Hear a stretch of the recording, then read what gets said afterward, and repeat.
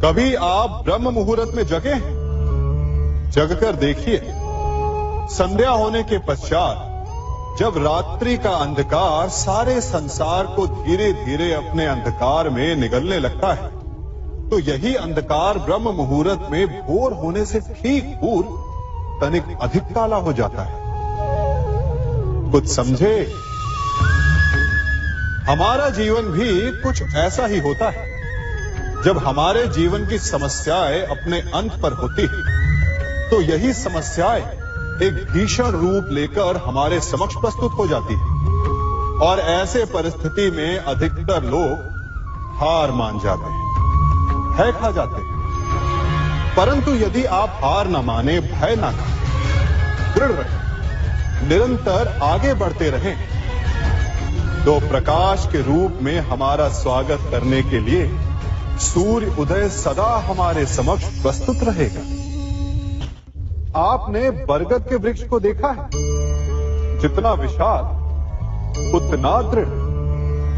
पतझड़ में वो सूख जाते हैं, परंतु दुर्बल नहीं होते, टूटकर गिरते नहीं। और उसके विपरीत दलदल में उपजे वृक्षों को देखिए, वो दिखने में तो बड़े होते हैं, पतझड़ आए या शीत सदा हरे भरे होते हैं, परंतु इतने दुर्बल होते हैं कि जल धारा के हल्के से वेग से वो गिर जाते हैं। परंतु ऐसा क्यों होता है? कारण है जड़ें।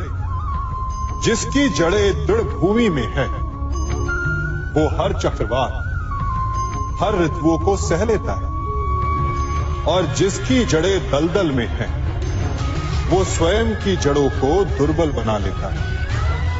कुछ ऐसा ही मनुष्य भी होता है, जो अधर्म, कुकर्म और असत्य की धरा पर उपजा है। वो समय की एक मार भी नहीं सह पाता, और जो मनुष्य सत्य, धर्म की धरा पर उपजा है, वो हर समस्या से अविचलित हो जाता है। अब आप पर निर्भर करता है कि आप क्या बनना चाहते हैं।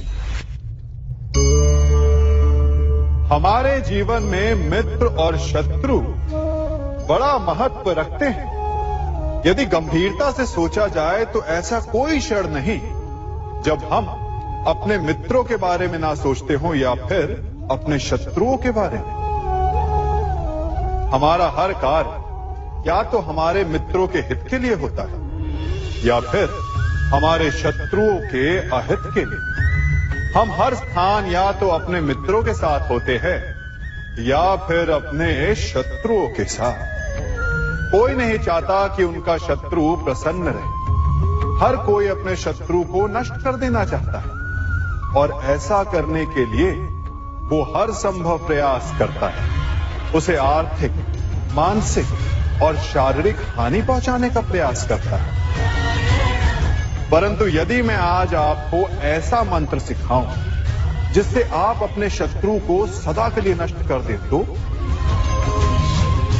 और वो मंत्र है मित्र बनाना।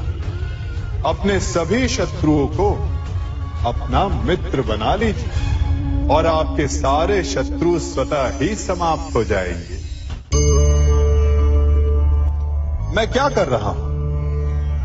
मैं दिए प्रज्वलित कर रहा हूं ताकि अंधकार को मिटा सकूं। अब आप कहेंगे कि इसमें कौन सी बड़ी बात है ना? परंतु इसमें महत्वपूर्ण बात समझने के लिए यह है कि मैं क्या नहीं कर रहा हूं, और मैं अंधकार नहीं कर रहा हूं। क्योंकि अंधकार को मिटाने के लिए प्रकाश का अस्त्र तो उठाना ही पड़ता है। बुराई को बुराई से नहीं, अच्छाई से जीता जाता है। अन्याय को अन्याय से नहीं, न्याय से लड़ा जाता है। क्रोध को क्रोध से नहीं, क्षमा का साथ लेना होता है। ठीक उसी प्रकार एक लोहा लोहे को काटता है, परंतु एक ठंडा लोहा ही गर्म लोहे को काट सकता है। इसलिए यदि आपको अपने जीवन में विजयी होना है तो अपने शस्त्रों को, अपने अस्त्रों को सोच समझ कर उठाइए, क्योंकि एक अनुचित सोच परिणाम पर भारी प्रभाव डाल सकती है। आप सब सोच रहे होंगे कि ये क्या मैं करने लगा। मैं इस पौधे को जड़ से उखाड़ रहा हूं। आश्चर्य हो रहा है ना कि एक पौधे को उखाड़ना या काटना ना केवल एक अपराध है अपितु पाप भी है। तो फिर मुझे ऐसा करने की क्या आवश्यकता पड़ गई? क्योंकि कई बार विनाश ही सृजन तक पहुंचाता है। यदि नया भवन बनाना हो तो पुराने भवन को गिराना पड़ता है। व्यवस्था को परिवर्तित करने के लिए क्रांति लानी पड़ती है। और उसी प्रकार यदि किसी वृक्ष या किसी पौधे की जड़ों में घुन लग जाए या उसका मूल सड़ जाए तो उसे जड़ से उखाड़ देना ही श्रेयस्कर होता है, ताकि उस स्थल पर नए पौधे उपज सके। युद्ध करना पर्याय नहीं, परंतु कभी कभी शांति के लिए युद्ध करना आवश्यक हो जाता है। संसार में सबसे श्रेष्ठ क्या है? फूल या कांटे, प्रेम या घृणा, संपन्नता या दरिद्रता, मित्र या शत्रु? बताइए। अब आप भी कहेंगे कि भला ये कोई पूछने की बात हुई? अवश्य, फूल, प्रेम, संपन्नता और मित्र ही श्रेष्ठ है। परंतु क्या आपने अपने जीवन में कभी सोचा है कि हर एक भाव, हर एक वस्तु, हर एक घटना का एक गुण धर्म होता है? त्वचा पर जलन करने वाले फूलों से अधिक श्रेष्ठ वो कांटे हैं जिनसे आप अपने घर की बाढ़ बनाते हैं ताकि वन्य पशु आपके भीतर ना आ सके। वो प्रेम श्रेष्ठ नहीं जो आपको अंधा, लोभी, पक्षपाती बनाता। वो घृणा श्रेष्ठ है जो आपको नया मार्ग दिखाता। वो संपन्नता श्रेष्ठ नहीं जो आपको कृपण बनाता, मद्दांध बनाता। वो दरिद्रता श्रेष्ठ है जो आपको जीवन में परिश्रम करने की शिक्षा दे। कुविचार देने वाले, बुरा मार्ग दिखाने वाले मित्रों से अधिक श्रेष्ठ वो शत्रु होते हैं जो हमें जीवन का लक्ष्य दे दें। इसलिए अपने जीवन में हर वस्तु, हर भाव, हर घटना के गुण धर्म को पहचानिए और उसके पश्चात अपना चयन कीजिए। स्वर्ण। हम सभी को अपने जीवन में स्वर्ण से कभी ना कभी कुछ ना कुछ थोड़ा या अधिक मोह होता ही है ना? परंतु क्या आपने कभी सोचा कि स्वर्ण को प्राप्त कैसे किया जाता है? जब भूमिगत खदानों से स्वर्ण को निकाला जाता है तब वो एक पाषाण की भांति होता है।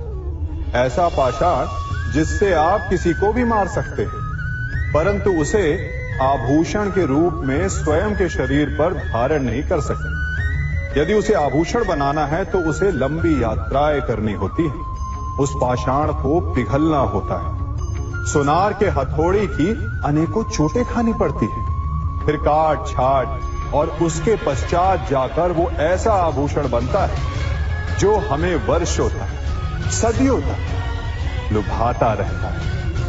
इसलिए यदि आपको समय पर विजय पानी है तो स्वयं के निर्माण पर समय देना होगा। हम सभी सुनते आए हैं कि जो वीर होता है, साहसी होता है, शौर्यवान होता है, उसके समक्ष सारा संसार झुकता है। वीर भोग्य वसुंधर। परंतु वीरता है क्या?